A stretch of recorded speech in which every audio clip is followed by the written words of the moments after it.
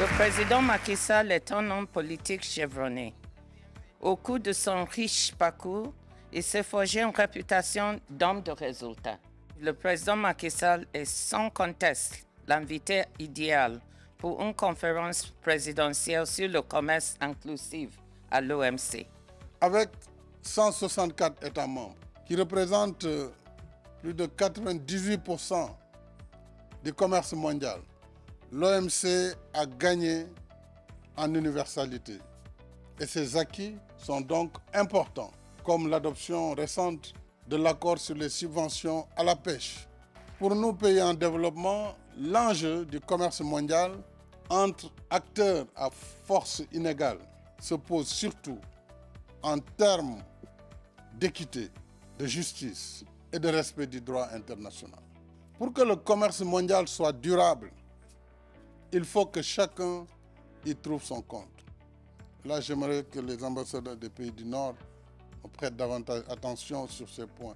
Le commerce ne peut être durable quand ceux qui ont plus gagnent toujours plus et ceux qui ont moins perdent toujours plus. Voilà pourquoi nous plaidons pour la réforme de la gouvernance économique et financière mondiale afin qu'elle soit plus juste et plus inclusive.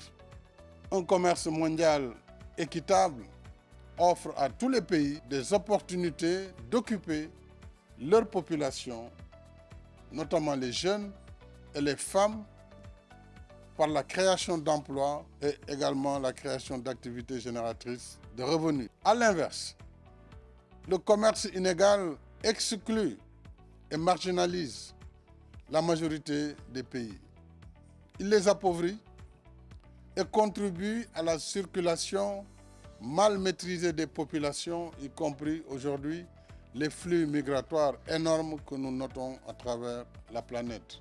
C'est dire, mesdames et messieurs, que le commerce inclusif et durable n'est pas seulement un idéal à atteindre, mais une nécessité et un intérêt commun.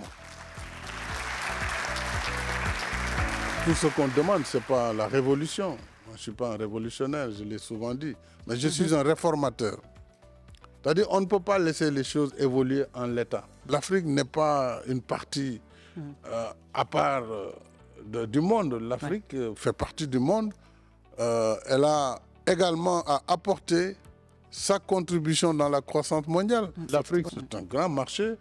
Sur le 1,3 milliard, vous avez au moins 400 millions qui sont une middle class avec une capacité d'achat, de consommation. Je pense que c'est important pour tous ceux qui produisent et qui veulent commercer. Mais l'Afrique, c'est surtout l'opportunité sur le développement du continent à travers ses infrastructures. Il faut construire, il faut des routes, il faut des chemins de fer, il faut des ports, il faut des centrales électriques. Et tout cela, c'est autant d'opportunités pour un commerce mondial, pour tous ceux qui veulent traiter avec le continent. Donc l'Afrique a beaucoup à offrir. Il ne s'agit pas pour nous de venir tendre la main, non. Nous parlons de partenariat et de conditions d'accès au marché financier.